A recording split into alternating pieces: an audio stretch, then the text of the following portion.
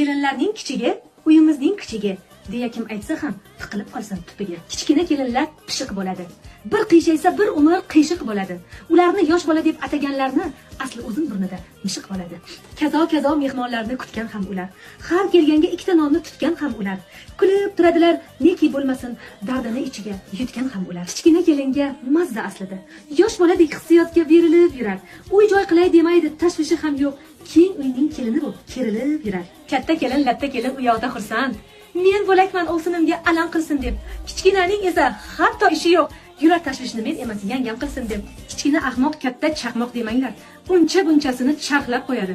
Bozor o'charga bitta oboring, narxlarni nerealni narxlab qo'yadi. Qaynona yo'q qaynotaning hurmatini qilgan, katta ovsinlarni izzatin qilgan. Qayni singil mulla aka qaynopalarni yelib yugurib xizmatin qilgan. Katta kelindan katta mas'uliyati, hammani ko'nglini ovlamoq